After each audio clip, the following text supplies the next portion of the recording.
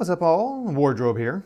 I'm going to do a little unit breakdown for Blitzkrieg Commander. These tanks I just spoke about in a previous video where I unboxed them from gaming models. So that way, you know, what are their stats like? And I had them all written down on this nice little sheet, and I thought, how about if I illustrate it with dice and a ruler so you can see the distances and those things. So let's just go through this, and let's have a little reminder about how Blitzkrieg Commander works. Real quick, so you have all the, I think there's at least, I'm going to say 40 army lists in here. I could be a little off there, but give or take. So you can see here, French Army, May 40 to June 40. Everyone has a tactical doctrine. What this involves is there's something called initiative at the beginning of a turn. So in this case, anyone, and these are done in centimeters, and these are all sitting at the 60 mark here. So if you go 20 centimeters, which is right here, where this particular thing is, they can react to them, either fire or move or something, close assault, etc., etc. And in this case, normal, their enemies have to be 20 centimeters or closer. The Germans are 25 centimeters because they're a flexible doctrine, so they can be out here a little bit. Gives them a little bit more initiative. A couple other things is if you use fixed formations like I do. So when I assign at the beginning of the game, I'll say this commander is commanding these 3 or 4 units. If he wants to command, if that stand wants to command someone in another unit, there's a penalty. In flexible, there is not. The French suffer another penalty if I had like 2 different, I'm going to say 2 different tanks, but I don't know if that's right. Different types of units. Okay, so if there's infantry and tanks together, there'd be another -1 penalty. So if your command value is 8, and I'll talk about that in a minute, it'd be a 7 if you had infantry with that tank, if you're trying to coordinate movement.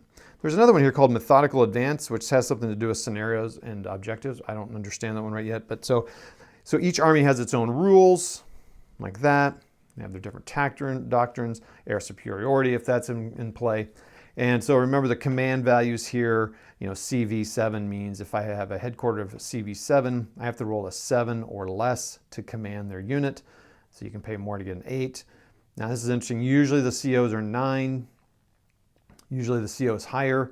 I just heard a story on the East Front about a particular commander that was very good, very skilled. So I was thinking about Blitzkrieg Commander. You could even adapt that for one scenario, right? Like you'd say this person, you have a special person that's a 9 if it's the head commander, or you could say a person had a 9, you know, a particular headquarters, like this person had a lot of initiative or something. So anyway, so let's look at the stats real quick. Since we're looking at units here, we'll just go to the 35. It tells you the points, the type of unit, how far it moves. Remember, these are in centimeters. Now remember these stats. So it's first anti-personnel, 1 at 60. That means there's 1 dice up to 60 centimeters away is what you're rolling against personnel or soft units. AT is 2 at 50, same thing. And then this talks about the close assault value. You're going to roll 2 dice.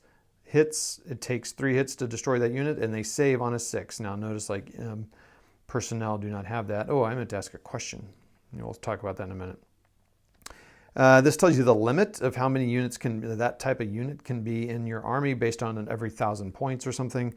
And then the restricted arc. Notice all the tanks have a restricted arc. Basically what that means, because these are one-man turrets and all the French tanks, you can't really do as much as you could in like a German or American or other tanks. So what that means is restricted arc on all these, not the gun though, that does not have it. So this gun can fire to its front 180 degrees from the front of the gun, okay? These tanks, the front 90. So you just put that dice down, show that, you know, the front 90. That's how that works. Remember, this is done at a platoon level, so this tank represents 5 tanks, and this is kind of an abstracted unit. That's what it's supposed to be. And just kind of remember that as we go through some of the factors here.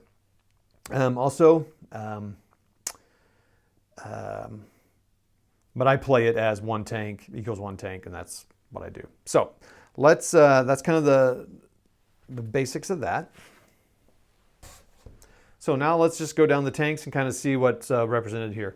Let's just start out with this side here, and then we'll come back to it. So this is the number of hits that the units has, and this is the save value of the particular tank. And we'll just go down here. I don't expect you to, I should probably label these somehow, but so this is the H39, 37 millimeter long barrel. It has 3 hits. As you can see, everyone has 3 hits. Well, actually, no, there's not. I was thinking of something else. So 3 hits, saves on a 5. And you can go down here. This is the Samoa S35, the Panhard AC. So again, sorry, I should have done this. It takes 4 hits. So it can take 4 hits. And, they're stronger units. They may have had more tanks in their platoons. I don't know. But anyway, it's a little bit heavier. It's kind of a one way to represent strength and armor. And it saves on a 5. So you have to roll, for every hit, you roll a die, and you have to roll a 5 or 6. The Panhard is the weakest one, which makes sense. It's just an armored car. It only has 3 hits that it can take, and usually when you get up higher, it gets like up to 4, maybe 5. Infantry units are usually 6. And then it saves, for every hit, it saves on a 6. Then the R35 37 millimeter short saves on a has 3 hits, saves on a 5. Now this one I think is a mistake because I looked throughout all the lists and I meant to write on the Pendraken forum and I forgot before I did this. Okay, it's only got 2 hits, which makes sense. It's a small unit. A lot of the smaller teams have that, but it saves on a 5. This should not have a save value. No guns, infantry have save values, no trucks. Well, I'm sorry, that may not be true. But the infantry and guns do not have. At first I thought, well, maybe it's a gun shield, but I looked up like the 88 and some things that I know have gun shields, and no one has a save value. So I think that's actually a mistake in the book.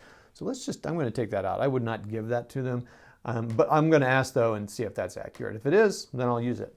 Then this is the free one I got, the Char D2, 4 hits, which is like the other bigger, this Samwa, and saves on a 5. And then you have the R40, which has 3 hits, which is like the 35, but it saves on a 5 as well. So that's how those pan out. Pan hard. Okay, so now what I've done here is, now I know it's a little backwards because I started out, the longest range is 60 centimeters, so I lined them all up at 60.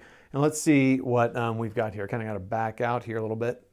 So let's look at the H39, 37 millimeter long. So the blue dice represents their anti-armor, and the green dice, let me stand up here, and the green dice represents their anti-personnel. So the top one there, the H39, 37 millimeter long, can hit a tank out to 40 centimeters and personnel out to 60. The number of dice, by the way, the number of dice, not the number on the dice this time, but the number of dice represents how many you would roll if you were rolling out a tank and if you're rolling at personnel. These are really weak tanks. Again, I've never played early war, so this will be interesting because you get a lot more dice in the late war. So this will be interesting, like hitting personnel. It's really crazy.